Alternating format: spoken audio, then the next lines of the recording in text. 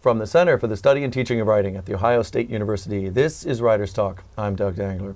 I'm here today at the Ohioana Book Festival on the grounds of the Fort Hays campus in downtown Columbus, Ohio, talking to many different authors, among them Myrna Stone, who has written the Casanova Chronicles. It's a series of sonnets, as I understand it, or sonnets in a relaxed meter. Yes. So tell me about the Casanova Chronicles and relaxed meter. Okay, well, relaxed meter is simply saying instead of 10 syllables per line, I've either gone under that or over that, sometimes over it in a major way. Normally, in a Shakespearean sonnet, you'd have 10 syllables per line, but you always have 5 stresses per line. Mm-hmm. So Jack and Jill went up the hill. Oh, that's a sonnet? No. I didn't know that one was a sonnet. Well, I'm making it up. Right.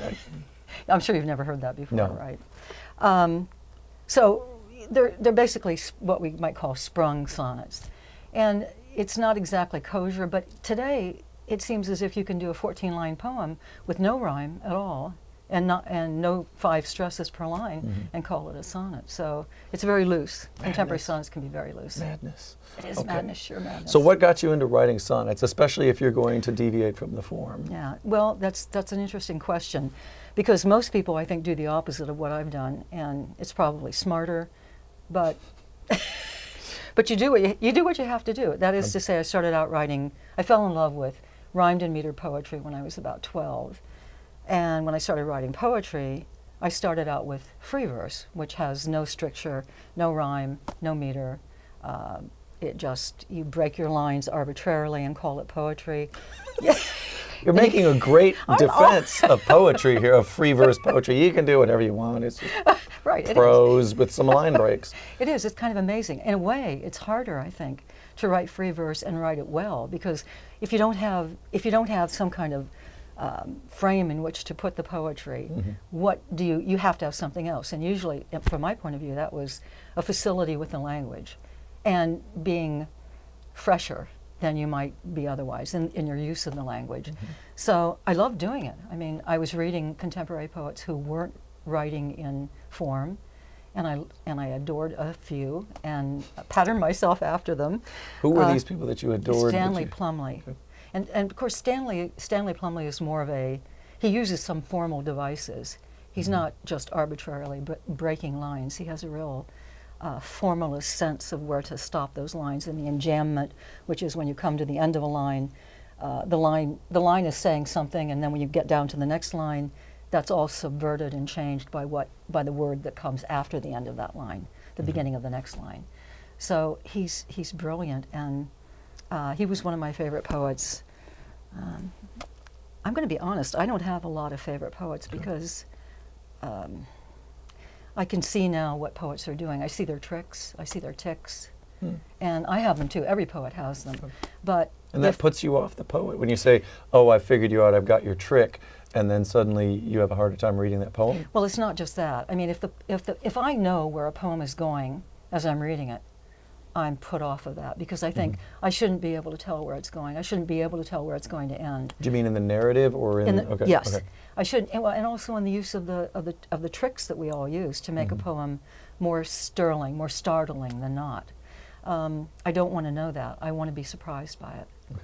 And there's this old saw about at the heart of every poem is a mystery.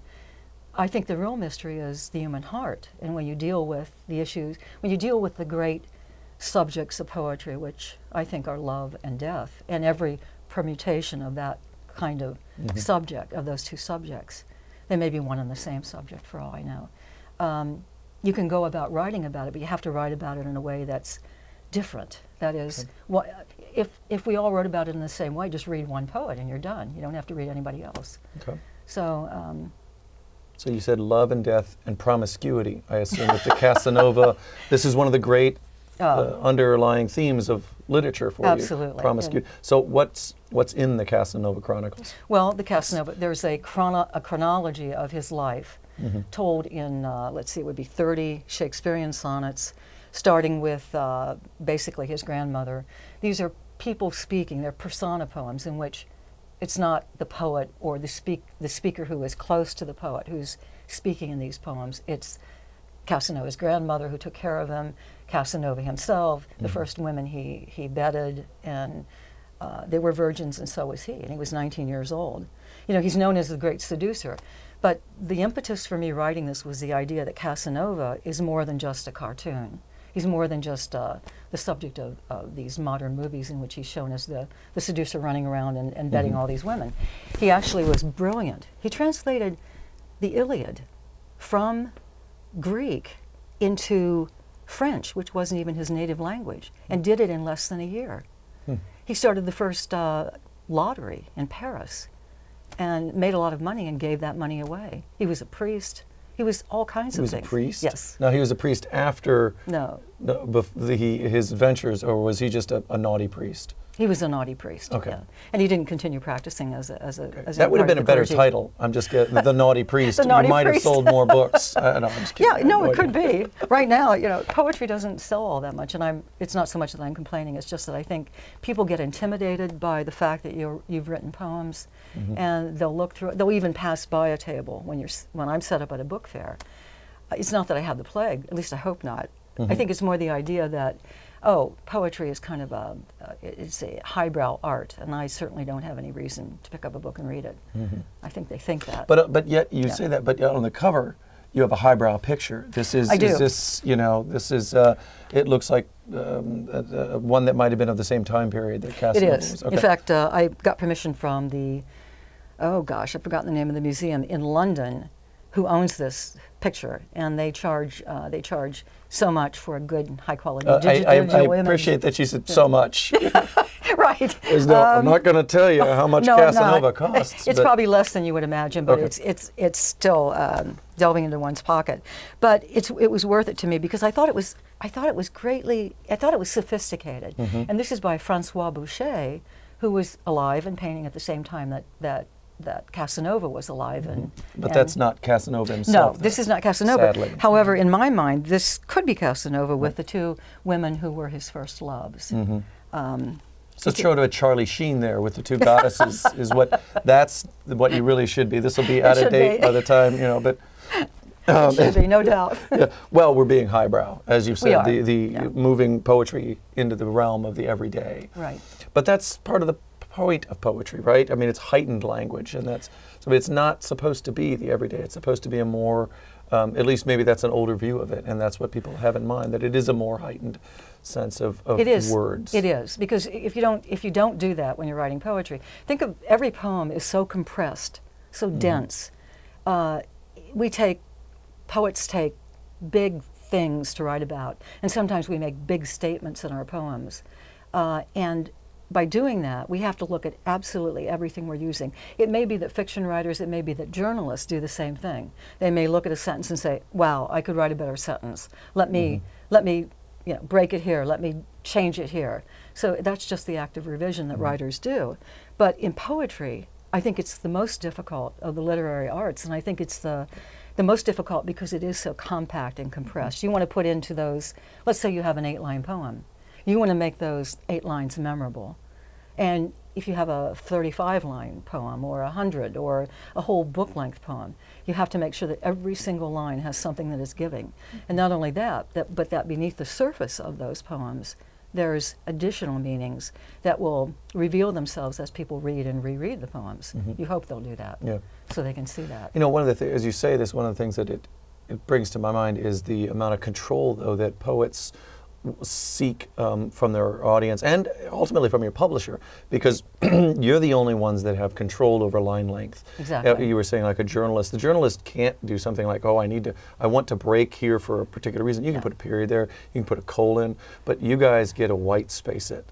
We do, we do. And you know, sometimes the white space has as much impact, because when people are reading that black text on a white page, the way the poet has arranged those lines, whether they've done couplets, 2 lines, blank space, 2 lines, blank space, that's a good modus operandi when you want to really put emphasis on those 2 lines, because the reader's eye is hesitating at the end of the line, and then it's hesitating again when it comes to the end of that second line. There's a brief pause in that mental process. Then you drop to the 3rd line, again, a couplet, 2 lines, and so it goes to the poem. So the way the poem is put on the page has as much to do with its success or non-success, I think, as anything else that the poet's doing. Okay. Well, what final question. Yeah. If you were talking to somebody who wanted to get into poetry and wanted to have something published like this, what would be your advice? Oh, to that first of person? all, read. Read modern contemporary poetry. Read the great classic poetry. Read Shakespeare. Read Dickinson. Read Stanley Plumley. Read B.H. Fairchild, who's a marvelous poet. He wrote a book called The Art of the Lathe, and poor guy was about ready to give up. He told me this because I'd worked with him at a writers' conference.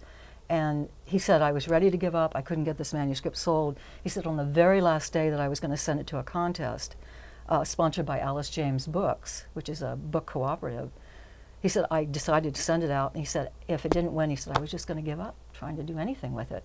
He'd already had one book published, and it won the contest. And after it won that contest, it won 8 additional awards, some of them huge.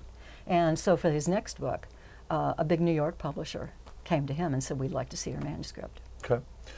So do that is what you're suggesting. Yeah, read, don't give up. And poetry is less about, from my point of view at least, less about inspiration than it is about perspiration. You know, you have to have, you don't necessarily have to know what you want to write about or how you're going to write about it, but you have to put your seat in the seat of the chair and think about it and just write. And apparently in a hot room as well, since it's about perspiration. Yes, perspiration. It's like a sauna. Sweating, yeah. Yep. Sauna. So your next book is Sauna Sonnets.